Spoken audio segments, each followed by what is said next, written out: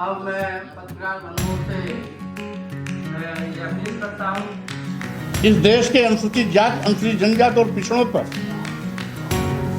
आंसू तो बहुतेरे बहाते हैं।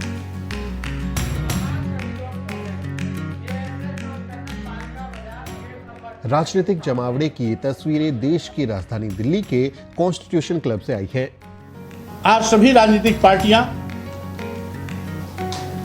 जो मिशन की पक्षधर हैं, दलितों, पिछड़ों, आदिवासियों और अल्पसंख्यकों की राजनीति को नया मोड़ देने के मकसद से बीते शनिवार दिल्ली में 30 पार्टियों ने भारतीय बहुजन अलायंस का ऐलान किया।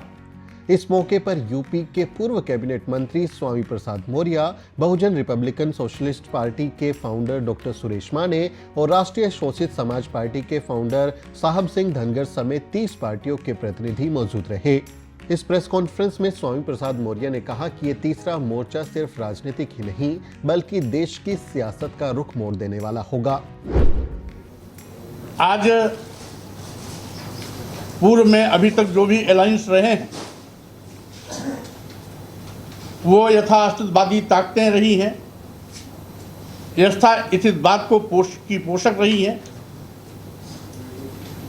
जो सामाजिक और आर्थिक आज़ादी लाने के पक्षधर नहीं है। इसलिए देश के वो सभी राजनीतिक पार्टियां जो समतामूलक समाज बनाने की पक्षधर हैं, इस देश के सामाजिक परिवर्तन आंदोलन के महानायकों, मुख्यतः सामाजिक परिवर्तन के महानायक ज्योतिबा फुले जी, छत्रपति साहू जी महाराज, सावित्रीबाई फुले, भारतीय संविधान निर्माता परम पूज्य बाबा साहब डॉक्टर अम्बेडकर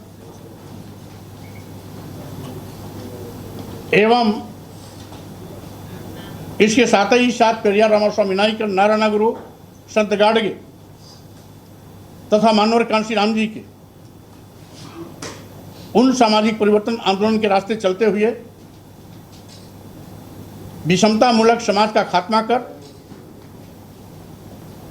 जो इस देश का सबसे बड़ा भयंकर रोग है, जात पात, छुआछूत, ऊंच नीच, भेदभाव को खत्म कर समतामूलक समाज की स्थापना करना,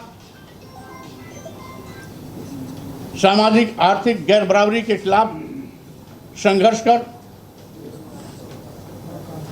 सामाजिक आर्थिक आज़ादी दिलाना और अपने महापुरुषों के बताए रास्ते पर चल करके समाज को सम्मान स्वाभिमान के साथ खड़ा करना, यानी राजनीतिक हिस्सेदारी के साथ साथ सामाजिक और आर्थिक रूप से भी उनको सबके बराबर लाने का प्रयास करना आदि प्रमुख उद्देश्यों के साथ आज सभी राजनीतिक पार्टियां जो मिशन की पक्षधर हैं वो यहाँ पर इकट्ठी हैं और सबकी आपसी सहमति से आज यहाँ पर भारतीय बहुजन अलायंस की घोषणा की जा रही है। डॉक्टर सुरेश माने ने भारतीय बहुजन अलायंस को ऐतिहासिक बताते हुए कहा कि हमारा ये अलायंस एक समृद्ध और सशक्त भारत बनाएगा। अगर यूपीए और एनडीए हमारे हकों की बात करता तो हम उसमें शामिल होते, उसमें हमारे हक और अधिकार की बात ही नहीं है। इसीलिए एक अल्टरनेट पॉलिसी और अल्टरनेट प्रोग्राम और एक अल्टरनेट पॉलिटिक्स ये ज़रूरी है और ये बीबीए के माध्यम से आपको अल्टरनेट पॉलिसी, प्रोग्राम और पॉलिटिक्स ये तीनों की रचना करके जो भारत की राजनीति दो धड़ों में बट चुकी है और सीमित हो चुकी है। एक धड़ा कांग्रेस ले रहे, दूसरा धड़ा बीजेपी ले रहे, लेकिन ये दोनों धड़े देश के बहुजनों के साथ न्याय नहीं कर सकते। इनकी एग्रीकल्चर पॉलिसी सेम है, इनकी इकोनॉमिक पॉलिसी सेम है और विकास के रास्ते पे ये दोनों भी कारपोरेट दलों के हाथों में खेलते रहते हैं। इसलिए एक नई पहल एक न्यू इनिशिएटिव, ये भारत की मजबूरी है और ये बीबीए के माध्यम से पूरी होगी।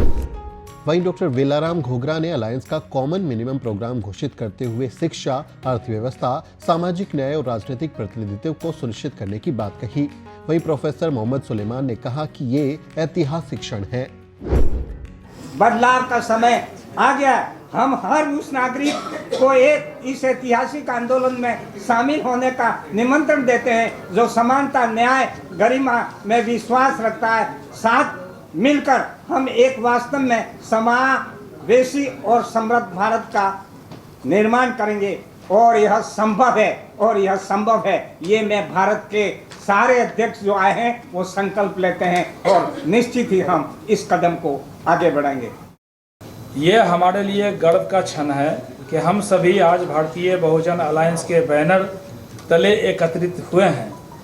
इस प्रेस कॉन्फ्रेंस के दौरान जिन चर्चाओं, विचारों और दृष्टिकोणों को साझा किया गया वो हमारे समुदायों SC, ST, OBC और अल्पसंख्यकों की एकजुट प्रतिबद्धता को दर्शाते हैं, जो एक मजबूत और समावेशी भारत के निर्माण के लिए साथ काम करने के लिए तैयार हैं।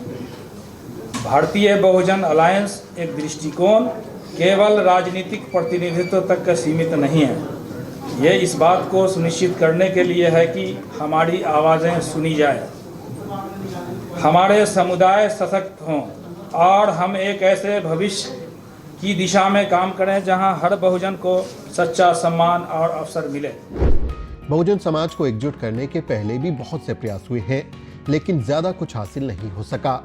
ऐसे में अब ये देखना दिलचस्प होगा कि 30 पार्टियों के साथ आने से बना भारतीय बहुजन अलायंस क्या कमाल कर पाता है। इस बारे में आपकी क्या राय है, कमेंट करके जरूर बताएं। आपसे अपील है वीडियो को शेयर करें और द न्यूज़ बीट को सब्सक्राइब करना ना भूलें। वीडियो के अंत में आपसे एक छोटी सी अपील।